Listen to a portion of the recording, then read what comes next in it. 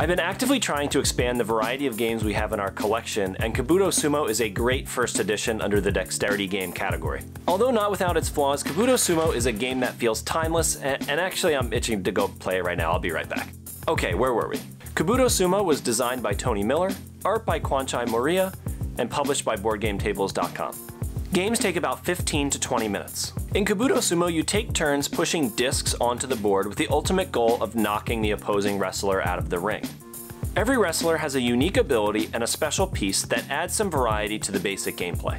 When we were in Philly recently at PAX Unplugged, we saw a group of people playing this at the demo booth, thought it looked really interesting, and we actually bought it right on the spot because we thought it would be a great game that would get a lot of play at our house. First, the board is beautiful to look at. The wood pieces feel great in your hand, and the sound of the pieces clattering on the table is very satisfying.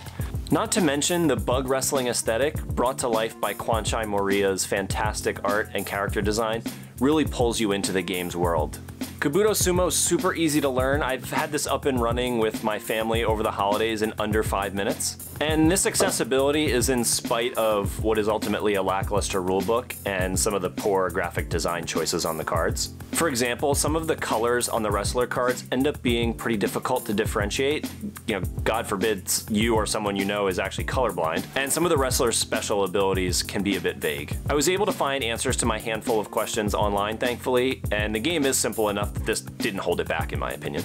I've specifically been looking for games that bring something new to the table while also being accessible to lots of different people, and Kabuto Sumo definitely checks all those boxes. But don't think accessible means easy. The game does have a learning curve and definitely rewards skill. The pieces interact in ways you don't really expect them to, which is honestly half the fun. And this skill testing, although simple, does give the game a lot of replayability.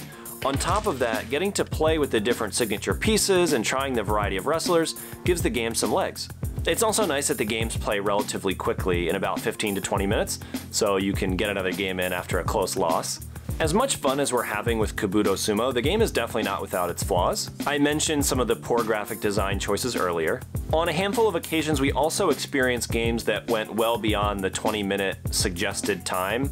If you end up playing really defensively and both players are reasonably skilled, unfortunately games can go on for much longer. Our longest game clocked in at around 40 minutes, but thankfully that has been a rare occurrence. You also have to manage your inventory wisely, as you can also lose by running out of pieces. After a long game, this is just a really anticlimactic way to end. You know, it's way more fun to actually push the opponent's wrestler out of the ring.